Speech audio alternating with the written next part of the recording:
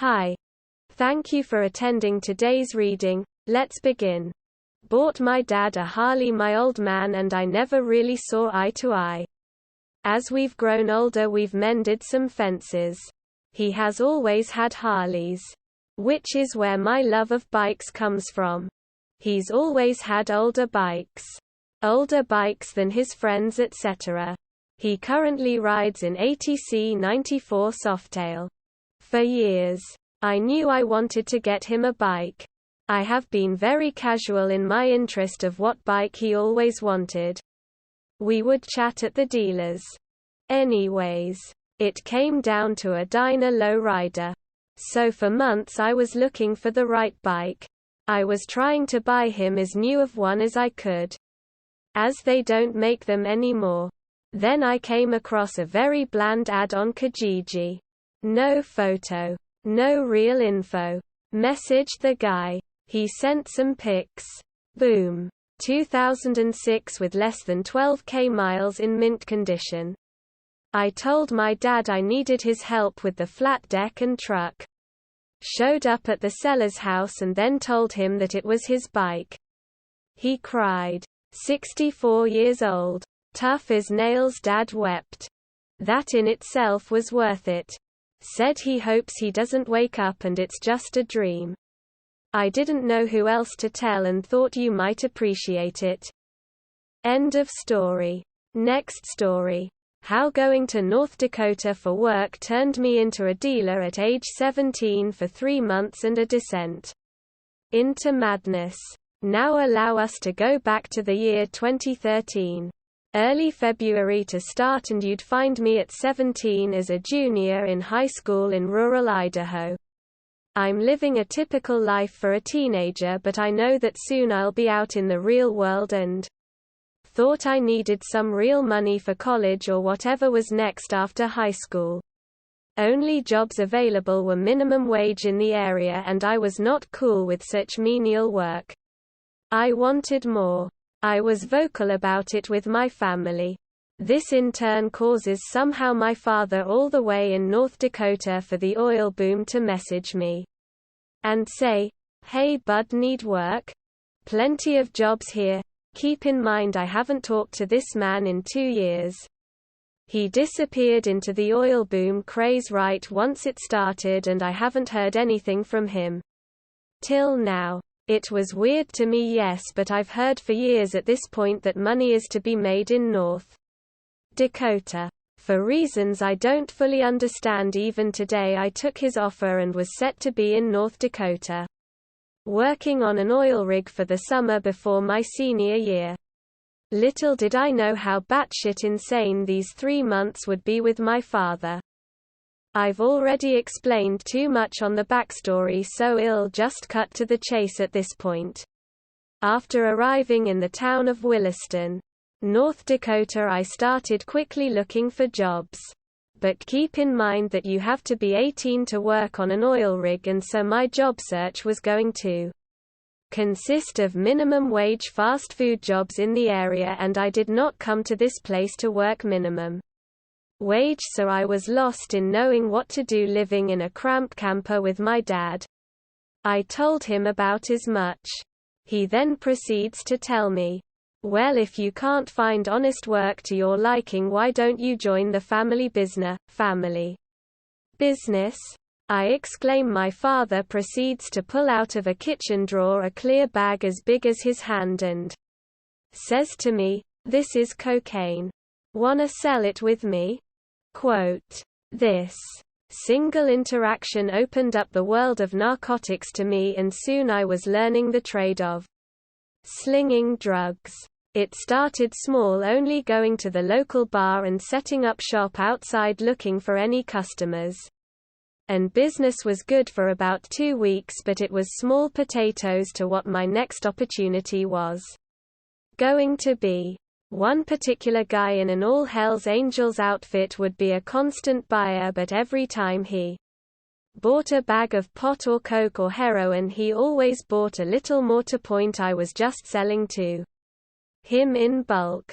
2 weeks of this till he finally says to me, "You have enough stuff, my outfit and I are interested." in make a business venture with you. I'm stupid and 17 and said, I'm open for business. I end up selling to the Hells Angels in bulk for the next 3 months while also selling to just regular people. I was making so much money I had no idea what to do with it, and to add on top of that I made another side business where I knew a pimp and his workers would get a small cut of the profits while showing their clients a good time. This idea made me more money than the Hells Angels and average buyers combined with lonely oil rig workers flocking for action was money burning a hole in their pocket. Keep in mind I'm also doing coke to keep up the 24-hour demand and pot to mellow out for an entire 3 months. And this just kept getting bigger and bigger while my father is just raking in money with me doing the same thing as me being cocked out of our minds. I should bring up where all these drugs are coming from. Truth is I have no idea where exactly. My dad would get a giant box in the mail, and whenever we started running out he would call up somebody and speak what I think was Italian, and boom. New shipment. Now it's the end of August and school starts in 2 weeks and I'm still around 400 miles away from my home, and I'm trying to tell my dad I need to go home. He always was wishy-washy with it until one day he got a peculiar call from his Italian connection with the message of D agents in Williston with black Jeep and this license plate. Insert here. Are looking for you. That's weird, my dad says, and we talk it over. It seems super weird to us being out of the blue, but this guy has been what made the whole venture possible, so we have to take his word. We decide to go grab some stuff from our favorite gas station before the day starts, and of course, the gas station is packed with people.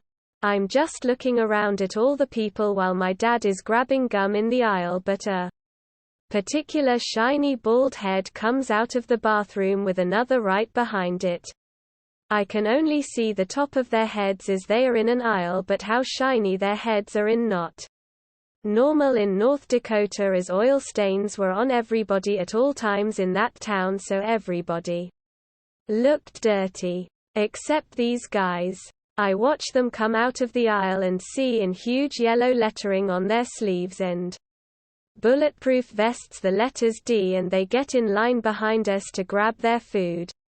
Me and my dad both looked at each other knowing full well why they were here and kept calm as we bought our stuff and left to our truck and waited. We see them come out of the store making small talk as they get into, well, wouldn't you know it, a black Jeep with the exact license plates the message described to us as. They drive away. My dad looks at me and says, I think it's time. I agree wholeheartedly, and that night I packed all my things, and so did he, as we drove all the way back to Idaho in a single night. Before the sun came up, my dad dropped me off at my mother's house and we said our goodbyes, and he drove off to his next adventure. I landed in bed never having felt so exhausted in my life, with my bags and one new black duffel bag. After the longest nap I've ever taken, I opened up the duffel bag that was filled with all the money I made in those 3 months, and it took me hours to count by hand, but I came up with a grand total. For me personally, at the age of 17 going on 18 in 3 months, was able to come home with $65,780. I have no idea how much my dad made, but I was more than me, that's for sure. Of course I couldn't buy anything fancy since have that kind of money is suspicious, so I slowly used it up for years. Now I'm 25, living in my own place in an empty room, bored, and telling you my story. I seriously can't put into words how insane all of it was. I glossed over a lot of stuff, but I don't feel like writing a novel. Of course, if this is interesting to you, maybe I'll write out the whole story, but this will do for now. I have no idea what happened with the Angels or the pimp, and of course they didn't know my name, and I didn't know theirs, so leaving just like that. Poof, it was all over. I've heard from my dad once since then, about 3 years after this whole thing, and he's somewhere out east making business, but nothing since that call, so I hope he's okay. I hope you find something in my story, because I'm still trying to figure it out. What it all meant. Maybe a coming-of-age story? Lol, hopefully not. End of story. That is all for today. If you want to support my automated channel, feel free to drop a like and subscribe. See you tomorrow.